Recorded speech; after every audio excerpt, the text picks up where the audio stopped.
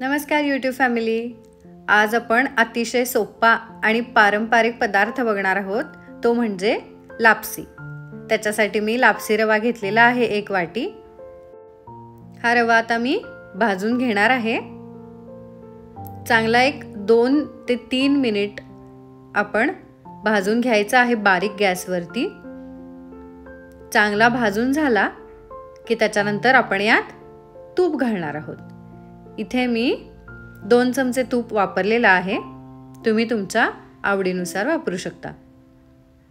तूप घालून झाल्यावरती परत एकदा आपण मिक्स करून घेऊन रवा चांगला भाजून घ्यायचा आहे। याला पण 1 ते 2 मिनिट भाजून घेऊयात।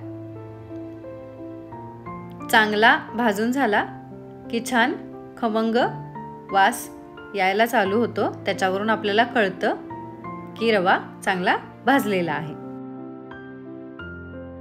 आता इथे मी 2 ग्लास पाणी गरम करायला ठेवलेलं आहे। पाण्याला चांगली उकळी आली पाहिजे। रवा आपला भाजून झाल्यावरती आपण यात पाणी घालणार आहोत। पाणी हे गरमच असलं पाहिजे, थंड पाणी किंवा कोमटही घालू नका, त्याच्यामुळे आपला रवा पटकन शिजतो। कारण हा लापसी रवा जो असतो तो मोठा असतो, त्याला शिजायला मऊपणा यायला वेळ लागतो।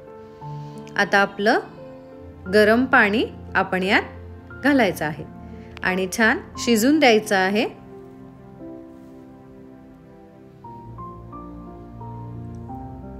थोडा एक 5 मिनिट मी झाकण लावून ठेवणार आहे। आता शिजलेला आहे आपला रवा। यात तुम्ही ड्रायफ्रुट्स घालू शकता आणि इथे मी गुळाचं पाणी करून ठेवलं होतं, ते मी यात घालणार आहे। डायरेक्ट गूळ घातला की विरघळायला वेळ लागतो, त्यामुळे मी 1 कप गूळ आणि अर्धा कप पाणी असं प्रमाण घेऊन पूर्ण गूळ विरघळून घेतला आहे पाण्यात आणि हे पाणी मी यात वापरलेलं आहे। तुमच्या गोडीनुसार आणि आवडीनुसार तुम्ही गुळाचं प्रमाण कमी जास्त करू शकता।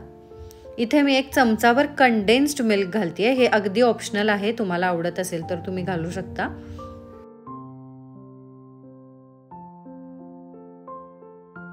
इथे मी बडीशेपची पावडर घालणार आहे, वेलदोडा पावडर आणि सुंठ पावडर, हे तिन्ही तुम्ही तुमच्या आवडीनुसार प्रमाण वापरू शकता।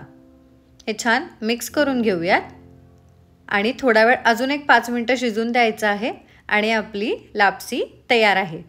रेसिपी नक्की ट्राय करा आणि आवडल्यास लाईक, शेअर आणि सबस्क्राईब करा। Thank you.